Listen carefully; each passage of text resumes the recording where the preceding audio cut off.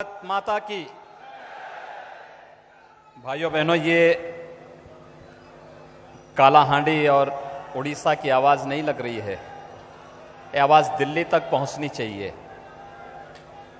और सीमावर्ती क्षेत्र में जो हमारे बहादुर जवान देश की सीमाओं की रक्षा कर रहे हैं, उन सब तक आपकी आवाज पहुंचनी चाहिए। अभी आप लोगों ने मंच पर, हम सब ने पुलवामा के शहीदों को यहां पे श्रद्धांजलि दी है, इसलिए आवाज जम्मू कश्मीर की सीमावर्ती क्षेत्रों में देश की सीमाओं की रक्षा कर रहे हमारे बहादुर जवानों तक आपकी आवाज पहुंचे। इसलिए मेरे साथ आप बोलेंगे, भारत माता की, भारत माता की, भारत माता की, वंदे वंदे वंदे। भारतीय जनता पार्टी के प्रदेश के अध्यक्ष सम्मानित श्री बसंत कुमार पंडा जी, पेट्रोलियम के क्षेत्र में जिन्होंने पूरे देश और पूरी दुनिया के अंदर एक नई क्रांति लाई है, ऐसे लोकप्रिय केंद्रीय पेट्रोलियम और प्राकृतिक गैस के मंत्री माननीय श्री धर्मेंद्र प्रधान जी, भारतीय जनता पार्टी के ओडिशा विधानसभा में विधायक दल के नेता माननीय श्री केवी सिंह देव जी, राष्ट्रीय सचिव भारतीय जनता पार्टी श्री सुरेश पुजारी जी, पूर्व मुख्यमंत्री सम्मानित श्री गिरधर गोमांगो जी, आज के इस कार्यक्रम में उपस्थित कालाहांडी की सम्मान्य राजमाता युवराज कालाहांडी, भारतीय जनता पार्टी के जिला के अध्यक्ष श्री प्रदीप नायक जी, पूर्व सांसदगण श्रीमती संगीता कुमारी सिंह देव जी, श्री परशुराम माझी जी, श्री जयराम पांगी जी, पूर्व मंत्री सीमांशु मेहर जी, दुर्योधन माझी जी, अश्वनी सनंगी जी, जिला परिषद की अध्यक्ष श्रीमती नमिता रानी साहू जी, भारतीय जनता पार्टी के सभी पदाधिकारी और उपस्थित 5 लोकसभा क्षेत्रों से आए हुए सभी शक्ति केंद्र प्रमुखगण, कालाहांडी, बलांगीर, नौरंगपुर, कोरापुट, कंधमाल आदि लोकसभा क्षेत्रों से उपस्थित भारतीय जनता पार्टी के अग्रिम मोर्चे के सभी उपस्थित भाइयों बहनों,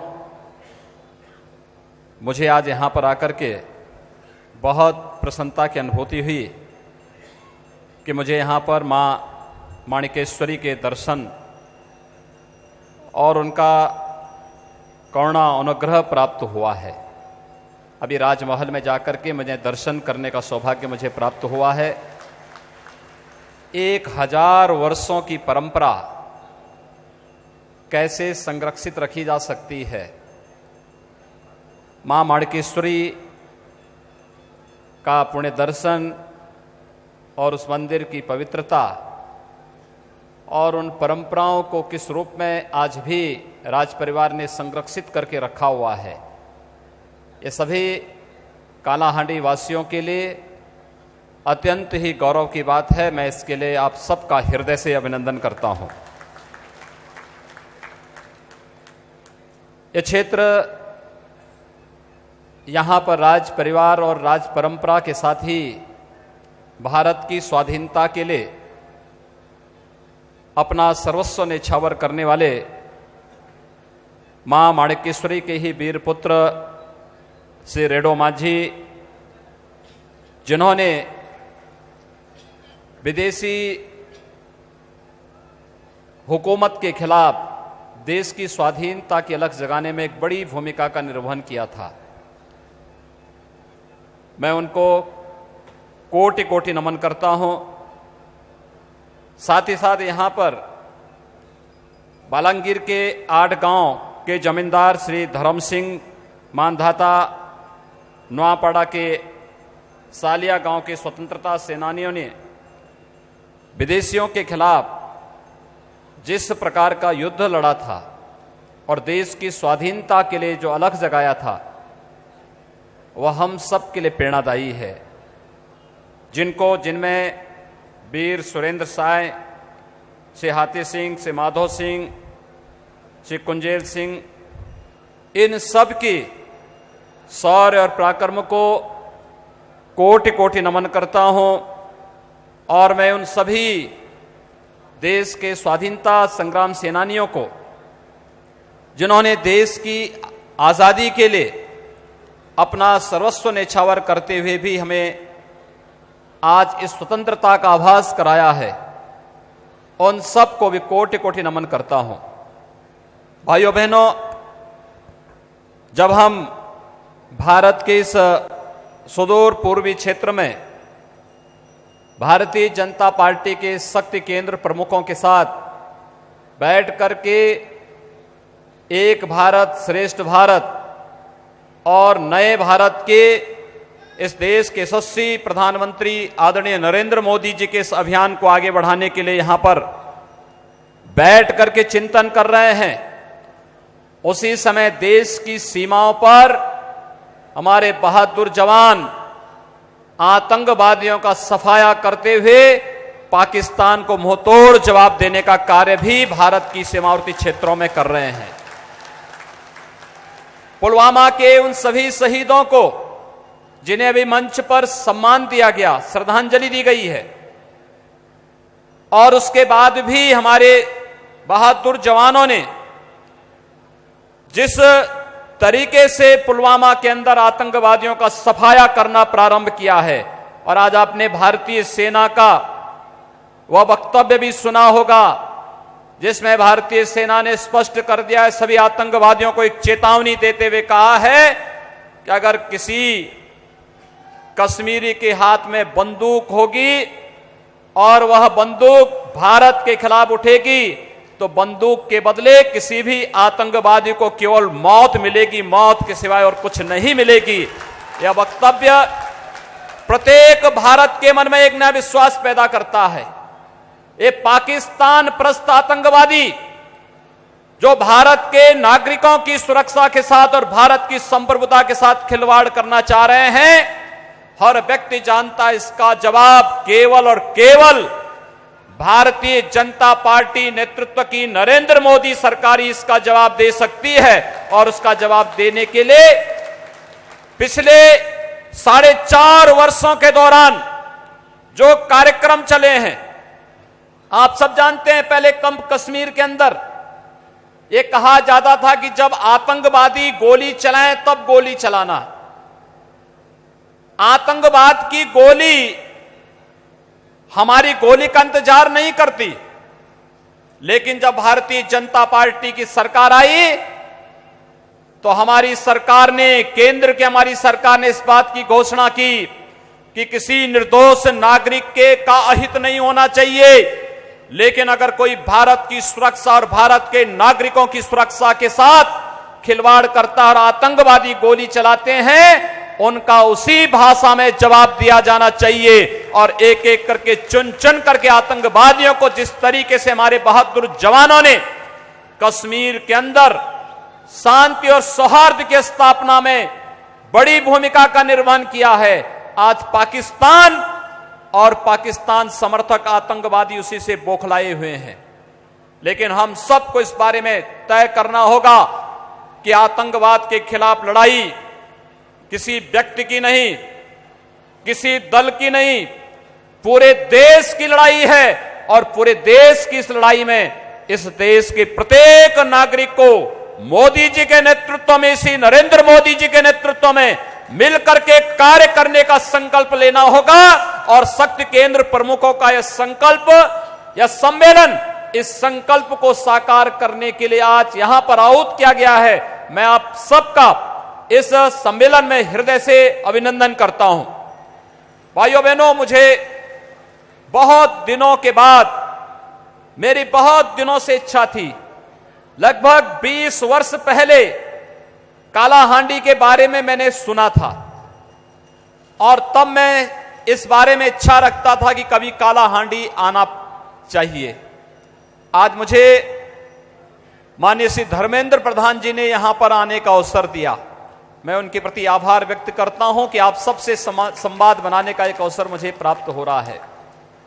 यहां पर बहुत अच्छी एक दीर्घकालीन परंपरा कांग्रेस मुक्त भारत होना चाहिए, इसको साकार किया है मोदी जी ने।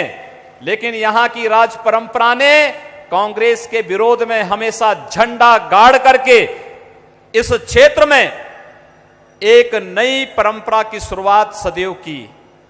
और आज एक बार पुनः हम सब आपके पास आए इस बात को लेकर के कि वास्तव में सरकारें कैसे चलनी चाहिए। आपने गत 4.5 वर्षों के दौरान मोदी जी के नेतृत्व की सरकार को देखा है। बिना भेदभाव के मोदी जी जब प्रधानमंत्री बने तो प्रधानमंत्री बनते समय उन्होंने एक बात कही।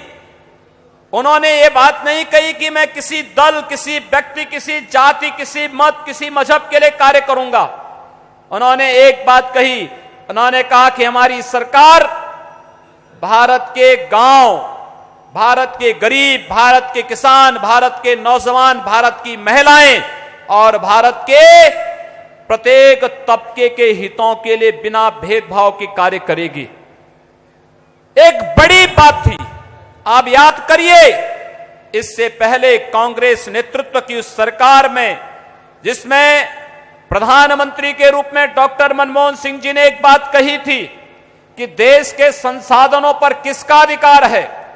उन्होंने मजहब विशेष का नाम लेकर के देश में तुष्टीकरण का जो बीज बोया था, कांग्रेस के इसी तुष्टीकरण का परिणाम है देश के अंदर आतंकवाद। ये तुष्टीकरण की नीति जब तक चलेगी तब तक इस देश का उद्धार नहीं होगा। इस देश के गरीबों का, इस देश के किसानों का, इस देश के नौजवानों का, इस देश की महिलाओं का सम्मान नहीं हो सकता। और इसलिए मोदी जी ने कहा कि हम किसी जाति, मत और मजहब के आधार पर नहीं, बल्कि गांव, गरीब, किसान, नौजवान, महिलाएं और समाज के प्रत्येक तबके के हितों को लेकर के कार्य करेंगे। और ईमानदारी के साथ उन कार्यों को उन्होंने प्रारंभ किया। प्रधानमंत्री जनधन योजना से लेकर के, जब प्रधानमंत्री जनधन योजना प्रारंभ हुई, लोग कहते थे इससे क्या होगा। लेकिन जब धर्मेंद्र प्रधान जी ने प्रधानमंत्री उज्ज्वला योजना प्रारंभ कर दी और उज्ज्वला योजना की सब्सिडी उनके खाते में आने लग गई, तो पता लग गया कि जनधन योजना का क्या महत्व है। जनधन योजना का क्या महत्व है। अभी 24 फरवरी को आदरणीय प्रधानमंत्री जी के द्वारा प्रत्येक लघु और सीमांत किसान के खाते में प्रधानमंत्री किसान सम्मान निधि का पैसा जब जाएगा तो यह पैसा इस बारे में बताएगा कि वास्तव में जनधन अकाउंट का क्या महत्व है। जनधन, प्रधानमंत्री जनधन योजना से प्रारंभ चली योजना, प्रधानमंत्री मुद्रा योजना युवाओं के स्वावलंबन के लिए, गरीबों के पास भी सम्मानजनक आवास होना चाहिए।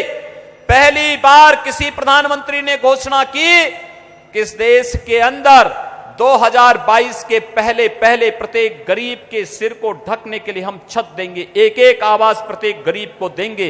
यह कार्य मोदी जी ने किया है और युद्ध स्तर पर एक कार्य हो रहे हैं। मित्रों, मुझे अभी उत्तर प्रदेश के अंदर मुख्यमंत्री के रूप में 2 वर्ष भी पूरे नहीं हुए और इन 2 वर्ष के दौरान मैं आंकड़ा देख रहा था कि 19 वर्ष में नवीन पटनायक की सरकार ने उड़ीसा में केवल 17 लाख आवास बनाए और हमारी सरकार ने उत्तर प्रदेश में 2 वर्ष में 20 लाख गरीबों को आवास उपलब्ध कराए हैं। 20 लाख आवास प्रधानमंत्री आवास योजना में उत्तर प्रदेश के गरीबों को हमारी सरकार ने दिए हैं। 2 करोड़ 60 लाख परिवारों को स्वच्छ भारत मिशन के अंदर एक एक टॉयलेट देने का कार्य हमारी सरकार ने किया है और उनको निर्माण कार्य करके लोगों को स्वावलंबन की ओर और नारी गरिमा का सम्मान करने का कार्य भी हमारी सरकार ने उत्तर प्रदेश के अंदर किया है। पूरे देश के अंदर आजादी के बाद 1947 से लेकर के 2014 तक पेट्रोलियम मंत्रालय ने केवल 12 करोड़ एलपीजी के कनेक्शन दिए थे। और जब से इस माटी के लाल आपके नेता श्री धर्मेंद्र प्रधान जी पेट्रोलियम मंत्री बने, उन्होंने 2014 से लेकर 2018 के बीच 12 करोड़ परिवारों को एलपीजी के कनेक्शन दिए और जिसमें 6.5 करोड़ कनेक्शन निशुल्क रसोई गैस के उज्ज्वला योजना में निशुल्क कनेक्शन उपलब्ध कराए। 1947 से 2014 तक जितने लोगों को रसोई गैस के कनेक्शन मिलते हैं, अकेले 4 वर्ष के दौरान भारतीय जनता पार्टी का एक कार्यकर्ता जब मिनिस्टर बनता है तो कैसे परिवर्तन लाता है कि उतना ही कनेक्शन पूरे देश के अंदर बांटता है और उसमें भी आधे से अधिक कनेक्शन निशुल्क गरीबों को उपलब्ध करवाया जाता है। अनुसूचित जाति अनुसूचित जनजाति के लिए 100% निशुल्क रसोई गैस के कनेक्शन, उनके घर में निशुल्क शौचालय, उनको आवास की सुविधा, उनको विद्युत के कनेक्शन की सुविधा, उनको खाद्यान्न योजना में जो 1 रुपए किलो चावल देने की बात आपकी उड़ीसा की सरकार कर रही है। सच्चाई यह है इसमें कुल 31 रुपया 1 रुपए किलो चावल का पड़ता है, जिसमें से 29 रुपया केवल भारत सरकार देती है और उड़ीसा की सरकार 1 रुपया देती है। 1 रुपये में श्रेय लेने का प्रयास यहां की सरकार करती है, जबकि खाद्यान्न योजना का ये पूरा पैसा भारत सरकार आपको उपलब्ध कराने का कार्य कर रही है। विकास की योजनाएं कैसे बढ़ सकती हैं? आज प्रधानमंत्री स्टैंड अप की योजना हो, प्रधानमंत्री स्टार्टअप की योजना हो, डिजिटल इंडिया की बात हो, या फिर हर तबके के हितों के लिए की जाने वाली घोषणा। अभी आपने देखा होगा प्रधानमंत्री उज्ज्वला योजना के समान ही कितनी 2 बड़ी योजनाएं सामने आने जा रही हैं। एक आयुष्मान भारत। आयुष्मान भारत में पूरे देश के अंदर 50 करोड़ लोगों को 5 लाख रुपए की 1 वर्ष के अंदर 1 वर्ष की स्वास्थ्य की सुविधा आयुष्मान भारत के अंदर प्रत्येक नागरिक को प्रदान करने की व्यवस्था भारत सरकार कर रही है। तो यही नहीं, अभी प्रधानमंत्री किसान सम्मान निधि की जो घोषणा हो रही है, जिसमें प्रत्येक लघु और सीमांत किसान को 1 वर्ष में 6,000 रुपए भारत सरकार उसके अकाउंट में सीधे डालने का कार्य करेगी। यह एक किसानों के जीवन में व्यापक परिवर्तन लाने का कार्य किया जा रहा है और इसके लिए अस्थायी निधि भी बनाई गई है। उड़ीसा सरकार जिस योजना को चला रही है उसमें अस्थायित्व तो नहीं है, वह आने के पहले ही भ्रष्टाचार की चपेट में आ गई है। लेकिन प्रधानमंत्री किसान सम्मान निधि के अंतर्गत प्रत्येक लघु और सीमांत किसान के लिए जो धनराशि की व्यवस्था 75,000 करोड़ रुपए की व्यवस्था भारत सरकार ने की है, वह प्रत्येक किसान के खाते में वर्ष में 3 बार हर 4 महीने में 2-2 हजार करके किसान के खाते में सीधे आती हुई दिखाई देगी। इसके लिए किसान को किसी के सामने हाथ फैलाने की आवश्यकता महसूस नहीं होगी। ये कार्य अगर भारतीय जनता पार्टी की सरकारें पूरे देश के अंदर कर रही हैं, तो मित्रों हम सबको इस बारे में जानकारी रखना होगा कि लोक कल्याण के लिए समर्पित, विकास के लिए समर्पित। मैं अभिनंदन करूंगा श्री धर्मेंद्र प्रधान जी का इस बात को लेकर के कि इन्होंने यहां पर व्यापक पैमाने पर, यहीं पर नहीं पूरे देश के अंदर भी उज्ज्वला योजना में रसोई गैस के कनेक्शन तो दिए ही, लेकिन मैं देख रहा था तालचर का फर्टिलाइजर का कारखाना भी चलाने की कार्रवाई उन्होंने प्रारंभ की और यहीं पर ही नहीं, बरौनी और गोरखपुर में भी खाद कारखाना चलाने और गैस पाइपलाइन वहां तक पहुंचाने का कार्य भी उनके द्वारा प्रारंभ हुआ। आज यह देश विकास की जिन नई ऊंचाइयों को छूने का कार्य कर रहा है, उन स्थितियों में इस देश के अंदर एक नया विश्वास जगा है।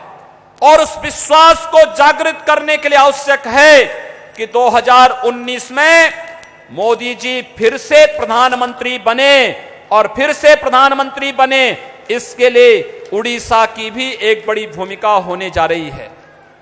मित्रों, उड़ीसा की जो भूमिका है, उड़ीसा में जिस प्रकार से विकास के कार्यों को केंद्र सरकार ने कार्य आगे बढ़ाया, अगर उड़ीसा में भारतीय जनता पार्टी की सरकार होती तो फिर जैसे उत्तर प्रदेश में भारतीय जनता पार्टी की सरकार आई, तो भारतीय जनता पार्टी की सरकार और केंद्र की सरकार मिलकर के वहां पर डबल इंजन के रूप में जिस तरीके से तेज गति के साथ आज उत्तर प्रदेश विकास की नई बुलंदियों को छू रहा है, उड़ीसा के अंदर भी उस व्यापक परिवर्तन के लिए हम सबको तैयार होना होगा। और उस दृष्टि से 2019 में हम सबको अभी से अपने बूथ कमेटियों को मजबूत करने की तैयारी करनी पड़ेगी। आप सब जानते हैं, प्रधानमंत्री मोदी जी ने एक बात कही, उन्होंने कहा कि प्रत्येक कार्यकर्ता को उन्होंने एक संकल्प ले दिलाया, और भारतीय जनता पार्टी के प्रत्येक कार्यकर्ता से कहा कि हम सबका संकल्प क्या होना चाहिए कि मेरा बूथ सबसे मजबूत, यानी मेरा बूथ इतना मजबूत होगा कि बूथ जीता तो चुनाव जीता, यानी बूथ का अगर आपने जीत लिया तो चुनाव आप जीत गए। और भारतीय जनता पार्टी का कार्यकर्ता उड़ीसा जैसे राज्य में तमाम चुनौतियों का सामना करते हुए भी अगर बूथ को जीतने की अपनी क्षमता रखता है, और जैसे कि पंचायत चुनाव ने आप लोगों ने अपनी वो ताकत दिखाई भी, मैं अभिनंदन करूंगा पंचायत चुनाव में शानदार प्रदर्शन के लिए उड़ीसा के कार्यकर्ताओं का। वही प्रदर्शन लोकसभा और विधानसभा के इन चुनाव में भी आपको करना होगा। और अगर वही प्रदर्शन आप आगे करते हैं, उसी तन्मयता के साथ लग करके अपने अपने बूथ को संभालने की स्थिति आपके पास आती है, कोई ताकत नहीं जो उड़ीसा के अंदर भी भारतीय जनता पार्टी की सरकार लाएगी, और उड़ीसा सर्वाधिक मेंबर ऑफ पार्लियामेंट देने वाला स्टेट उड़ीसा बनेगा। और उड़ीसा से ये एक संदेश पूरे देश के अंदर जाना चाहिए। मैं देख रहा था, इतना बड़ा कार्यकर्ताओं का कुंभ यहां पर एकत्र है। मैं कुंभ नगरी से ही आ रहा हूं। आप जान रहे हैं, प्रयागराज उत्तर प्रदेश में वर्तमान में बहुत बड़ा कुंभ का मेला लगा है। 15 जनवरी से लेकर के कल तक, कल माघी पूर्णिमा थी, 21 करोड़ श्रद्धालुओं ने प्रयागराज के संगम में पवित्र स्नान किया है। 21 करोड़। कुंभ मेले का शुभारंभ हम लोगों ने प्रधानमंत्री जी से करवाया था, और यह कार्यक्रम अभी 4 मार्च शिवरात्रि तक चलेगा। कितना भव्य और कितना विशाल आयोजन प्रयागराज की धरती पर चल रहा है, आप सब जान सकते हैं। लेकिन ये श्रद्धालु अचानक वहां ऐसे नहीं उमड़े, उनके लिए व्यवस्थाएं दी गई, उनकी सुरक्षा, उनकी सुविधा, उनके आवागमन के लिए उस प्रकार का इंफ्रास्ट्रक्चर डेवलपमेंट का कार्य वहां पर प्रयागराज की धरती पर, इलाहाबाद की धरती पर किया गया। और उसके बाद फिर ये कार्यक्रम जहां आगे बढ़ा, आप आश्चर्य करेंगे, इस देश की आस्था का सम्मान कौन कर सकता है। आज से 450 वर्ष पहले प्रयागराज में अक्षय वट, जिसे ये मानते हैं कि हजारों वर्षों का इसका इतिहास है, ये मान्यता है कि 2 प्रलय को अक्षय वट ने झेला है, लेकिन उसका बाल बांका नहीं हुआ। मुगलों ने अक्षय वट को नष्ट करने का तमाम प्रयास किया, अक्षय वट तब भी नष्ट नहीं हुआ। अंततः मुगलों ने 450 वर्ष पहले एक किला बनाया और किले के अंदर अक्षय वट को कैद कर दिया था। लेकिन हम आभार व्यक्त करते हैं देश के प्रधानमंत्री श्री नरेंद्र मोदी जी का, जिन्होंने हमारे आग्रह और अनुरोध पर अक्षय वट को श्रद्धालुओं के दर्शन के लिए खोला है। और इस बार प्रयागराज के कुंभ में अक्षय वट का दर्शन सभी श्रद्धालुओं को वहां हो रहा है। प्रयागराज में कुंभ स्थल पर गंगा, यमुना और सरस्वती का पवित्र संगम होता है। वहां पर देश और दुनिया के श्रद्धालु आ रहे हैं, भारी मात्रा में आ रहे हैं, और उस भारी मात्रा में आने वाला श्रद्धालु जनों का वह कुंभ में जन सैलाब इस बात को प्रदर्शित करता है कि कुंभ का आयोजन भव्य और दिव्य कुंभ अगर आज बन पाया है तो देश के अंदर यशस्वी प्रधानमंत्री श्री नरेंद्र मोदी जी के विशेष अनुकंपा से इस कार्यक्रम को हम आगे बढ़ाने में सफल हुए। और देश की आस्था का सम्मान अगर कोई कर पाएगा तो केवल और केवल भारतीय जनता पार्टी कर पाएगी। कुंभ के इस आयोजन ने इस बात को साबित किया है कि भारतीय जनता पार्टी देश के लिए आवश्यक क्यों, इसलिए क्योंकि भारतीय जनता पार्टी तुष्टीकरण की नीति पर विश्वास नहीं करती। भारतीय जनता पार्टी देश की सुरक्षा के साथ कोई खिलवाड़ बर्दाश्त नहीं करती। भारतीय जनता पार्टी इस देश के गांव, इस देश के गरीब, इस देश के किसान, इस देश के मजदूर, इस देश के प्रत्येक तबके के प्रत्येक नागरिक के हितों के लिए पूरे प्रतिबद्धता के साथ कार्य करने वाला दल है। और इसलिए आज के अवसर पर मैं यहां पर कालाहांडी में जब 5 लोकसभा सीटों का एक कार्यकर्ताओं का जन कुंभ यहां पर उपस्थित है, कार्यकर्ता इस कुंभ के कार्यक्रम में मैं आप सबका आह्वान करूंगा, 2019 के लिए हमारा संकल्प होना चाहिए एक बार फिर मोदी सरकार का यह संकल्प हम सबके जीवन का मंत्र बनना चाहिए। 2019 के चुनाव की दिशा से हम सबको दिल्ली में मोदी जी के लिए और उड़ीसा में भी भारतीय जनता पार्टी की दिशा से भारतीय जनता पार्टी को लाना होगा। भारतीय जनता पार्टी की जब सरकार बनेगी तब आपको केंद्र और राज्य की योजनाओं का भरपूर लाभ मिल पाएगा। 2022 के लिए प्रधानमंत्री जी ने एक संकल्प रखा है कि न्यू इंडिया की परिकल्पना को हम कैसे साकार करेंगे। न्यू इंडिया जिसमें भ्रष्टाचार न हो, जिसमें गरीबी न हो, जिसमें किसी प्रकार की अराजकता न हो, जहां पर कोई गंदगी न हो, जहां पर किसी भी प्रकार के अलगाववाद को, अराजकता को, आतंकवाद के लिए कोई जगह न हो, जहां पर विकास, सुशासन और देश के सांस्कृतिक वैभव को पुनर्स्थापित करने के लिए हमारे पास पर्याप्त स्पेस हो। और उस पर्याप्त स्पेस के लिए हम सबको न्यू इंडिया के संकल्प को साकार करने के लिए उड़ीसा के अंदर भी भारतीय जनता पार्टी की सरकार और दिल्ली के अंदर भी भारतीय जनता पार्टी की सरकार को बनाने के लिए हम सबको मिलकर के आगे बढ़ना पड़ेगा। और मुझे बहुत प्रसन्नता है कि उड़ीसा के इन 5 लोकसभा सीटों में आप सभी कार्यकर्ताओं ने जिस तन्मयता के साथ जुड़ करके इस अभियान के साथ आप सब जुड़े हैं वह अभिनंदनीय है, वह स्वागत योग्य है। मैं एक बार पुनः आप सबका हृदय से अभिनंदन करता हूं और आप सबको इस बात के लिए आश्वस्त करता हूं कि मोदी जी के नेतृत्व में देश का भविष्य सुरक्षित है और भारतीय जनता पार्टी के ही नेतृत्व में उड़ीसा के अंदर आप सभी उड़ीसा वासियों का हित सुरक्षित होगा, उड़ीसा के नागरिकों का हित संवर्धित होगा। इस विश्वास के साथ मैं एक बार पुनः शक्ति केंद्र प्रमुखों के आज के सम्मेलन में आप सबके प्रति हृदय से अपनी शुभकामनाएं देता हूं। 2019 के चुनाव में विजय श्री प्राप्त करने के लिए आप सबको हृदय से अपनी शुभकामना देते हुए वाणी को देता हूं विराम। जय जय श्री राम।